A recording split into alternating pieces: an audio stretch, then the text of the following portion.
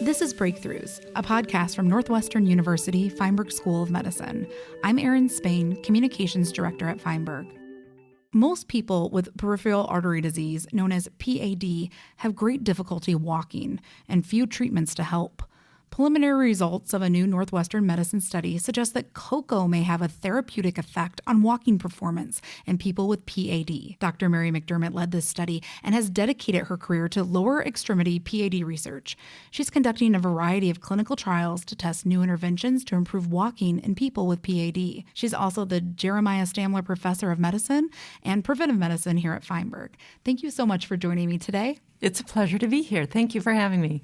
Well, before we get into this finding about cocoa and chocolate, tell me a little bit about PAD and why you were drawn to studying this disease. So peripheral artery disease is a very important condition because it actually affects 10 to 15% of people age 65 and older. So peripheral artery disease consists of atherosclerotic blockages of the arteries supplying the legs. The blockages in leg arteries prevent oxygen delivery to the leg muscles when people try to walk. Just walking across the street, that type of thing can be difficult? Yes, typically walking 1 or 2 blocks is difficult and people will have to stop because of debilitating pain or weakness or tightness in the legs after just 1 or 2 blocks. So what therapies right now are there for these folks? What exists? Unfortunately, there are not many medical therapies. There are only 2 FDA-approved medications, of which one is considered no better than a placebo pill.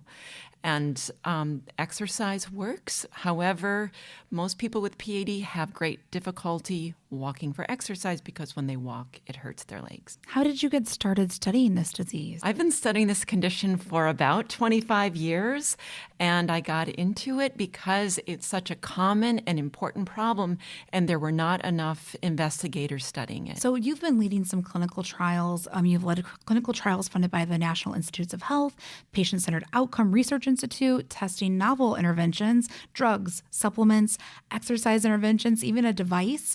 But this one we're talking about today is one of the first to study PAD and cocoa. Why did you decide to investigate chocolate, cocoa?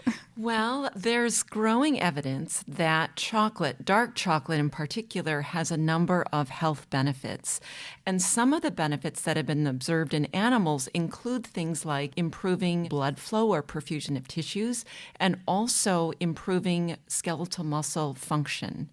And patients with PAD have problems with blood flow and they have problems with their leg skeletal muscle. So this seemed like it might be a good therapy. And there were some previous studies done that looked at this a little bit? Yes, there are animal studies, but also there's one in particular prior study done in patients with peripheral artery disease, published almost 5 years ago, showing that dark chocolate had an acute benefit on treadmill walking ability. But this is the first trial to study it on a daily basis. The patients in this trial took the dark chocolate every day.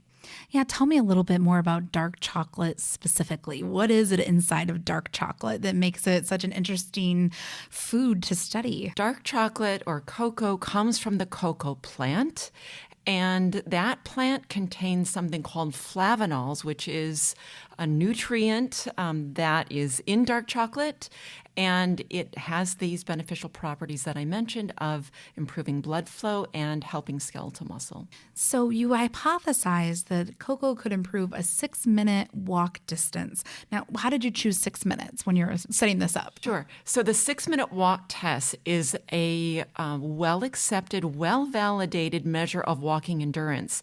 And we studied it because patients with PAD in particular have difficulty walking, and it's a measure of walking endurance. So it measures exactly the problem that they have walking long distances. Okay, so again, this is a clinical trial, but it's a pilot and further research is going to be needed.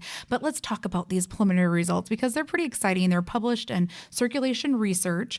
Tell me about the trial and what did you find? So we randomized 44 people with peripheral artery disease to either the cocoa beverage. We asked them to drink 3 cups of hot chocolate a day. It was a dark chocolate, or a placebo, which had an identical appearing beverage that was also drank 3 times a day. And the only difference between the two drinks was that one contained the dark chocolate with the flavanols that I mentioned, and the other did not. So the participants did this for 6 months, and we measured 6-minute walk at baseline and follow-up. We did muscle biopsies to look at their muscle. We measured blood flow as well. And what did you find? So at 6-month follow-up, we found that the participants who had been drinking the dark chocolate for 6 months had significantly greater improvement in their 6-minute walk distance compared to the group that was taking the placebo. Also interesting is that this calf skeletal muscle biopsy showed greater improvement in those who took the dark chocolate versus the placebo. Specifically, we saw an improvement in overall muscle health. We saw an improvement in capillary density. Those are tiny blood vessels that grew in the muscle. And third, we found improved mitochondrial activity and improved ability to generate energy to the muscle. And finally, we also saw improved perfusion measured by MRI. What does the biopsy, the calf muscle biopsy, what's that process like? What we do is we numb the leg area with some lidocaine, and then a small incision is made and about 200 milligrams of the calf skeletal muscle is removed. Absorbable sutures are placed, and the patient usually has difficulty and pain walking for the next 24 hours, but we see them back a week later and the scar heals nicely and they're feeling back to normal. And it's just such a valuable resource. We've done more than 600 of these muscle biopsies, and we've been able to learn a lot about the effects of peripheral artery disease on calf skeletal muscle. So tell me the visualization that you see then when you're looking at the mitochondrial activity in this muscle, or you're looking at this under a microscope. What does this look like?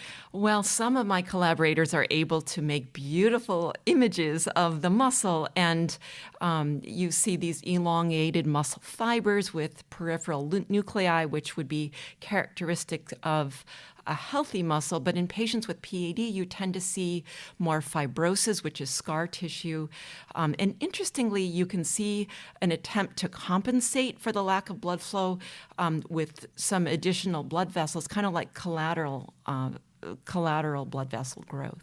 So it's pretty easy to detect which are the PAD people when you're looking at these biopsies. Their muscle is definitely damaged, but what's been surprising to us is it's very heterogeneous, so that there's not been one prototype that you always see in patients with PAD, but their muscle is generally not healthy. You mentioned you used a cocoa beverage. What did this taste like? Is it something that you can go buy at the store?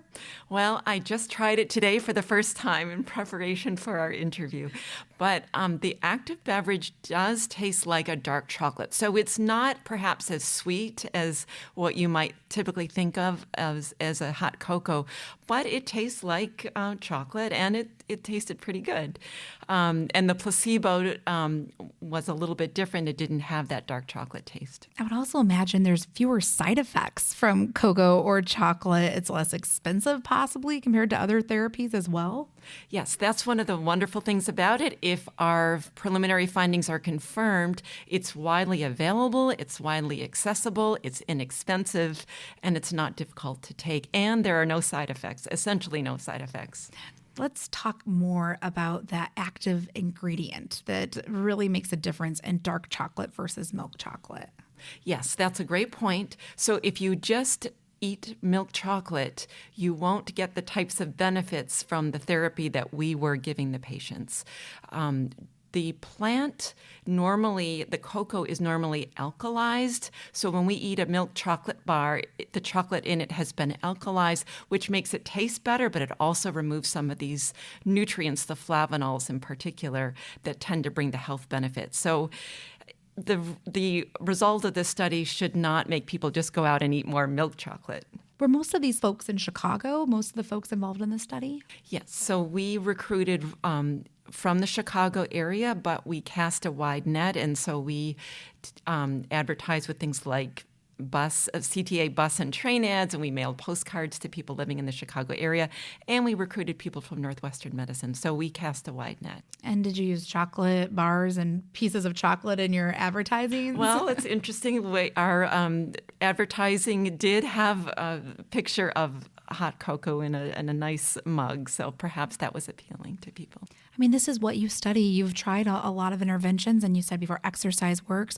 But to find something like this that even preliminarily seems to have this type of effect, that's pretty exciting. Oh, I think it's incredibly exciting. And again, these patients are really limited in their mobility. They have such difficulty moving around, walking even a couple of blocks. So to find something that's so safe and accessible and inexpensive is really exciting. So we hope that this will be confirmed in future studies. So this is around Valentine's Day. A lot of people might be eating chocolate at home. But as you mentioned, this study, I mean, there's still work to do. So what are the next steps? What comes now before people go out and start trying to eat a lot of dark chocolate if they do have PAD? So we are hoping to be able to do a large phase 3 clinical trial, which would be a definitive study. And we've submitted a grant application for that purpose, but it hasn't been reviewed yet, and we don't know yet if we'll be able to do the study. We hope we will. Talked about the health benefits of chocolate and heart health and different areas. Did you do a little background on cocoa and other ways that it's being used or the other studies that have found benefits when you were setting up this study? Well, there's another large study ongoing to see whether cocoa flavonols can prevent cardiovascular events. We won't have the results of that for another couple of years. But there was another study published just in the last year of older people without peripheral artery disease that also showed the 6-minute walk significantly improved in the older people who took the dark chocolate versus placebo.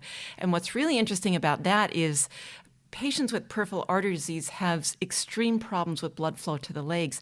But as we age, our blood flow gets a little bit worse too. So it was extremely interesting to find that even in relatively healthy older people, dark chocolate might have a benefit. Thank you so much for being here today, sharing a little bit about this study. I think that all of us eating dark chocolate for Valentine's Day are going to feel a little bit better about the health benefits. Thank you. Thank you so much for having me. It was really a pleasure.